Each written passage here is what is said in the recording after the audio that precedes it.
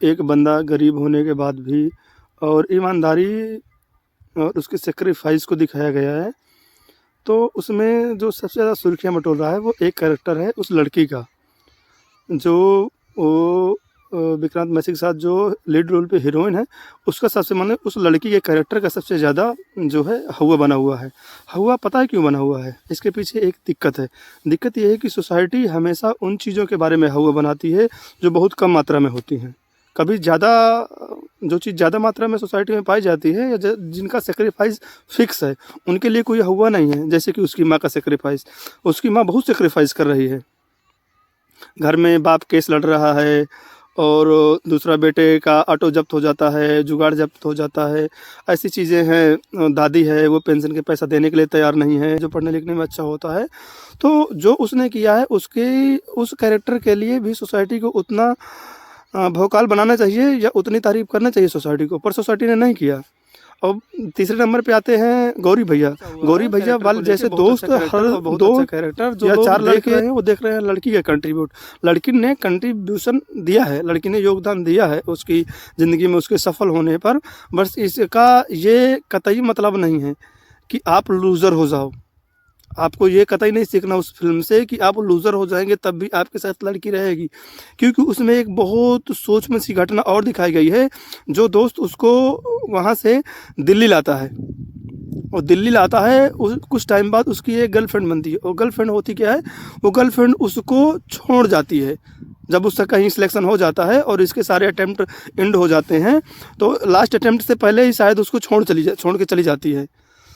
तो अब आपको ये सोचना है कि आपको सीखना किस चीज़ से है। सीखना उस चीज़ से है जो समाज में बहुतायत में पाई जाती है या कुछ नमूने चीज़ों से। तो नमूनों से आपको सैंपल से नहीं सीखना।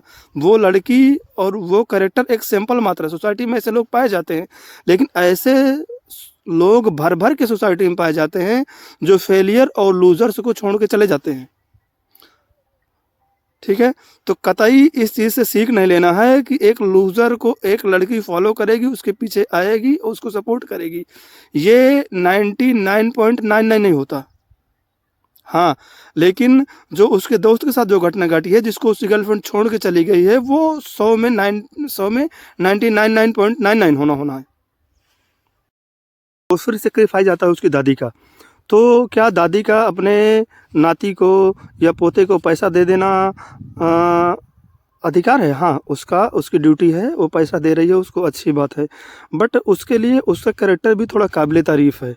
सारी काबिलियत लड़की के कैरेक्टर पे नहीं चली जाती। अगर ऐसा हो रहा है तो जाहिर सी बात है उस दादी के साथ, उस माँ के साथ, उस भाई के साथ या वो दोस्त जो उसको वहाँ से दिल्ली लेके गया, उस दोस्त के कैरेक्टर के साथ और गौरी भैया के कैरेक्टर के साथ तो निहायत ही अन्याय हो रहा है। और पता है क्यों हो रहा है?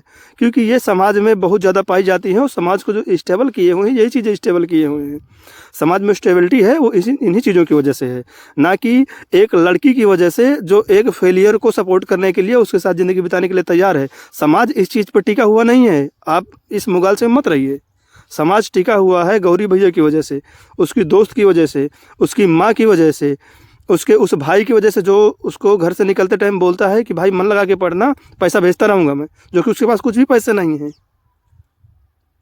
ठीक है, समाज टिका हुआ है इन चीज़ों पे। समाज एक ऐसी लड़की की धुरी पे नहीं टिका हुआ है जो ये कह देती है कि अगर तुम फेलियर भी हो गए तब भी मैं तुम्हारे साथ हूँ। ऐसा नहीं है भाई, ऐसा नहीं है।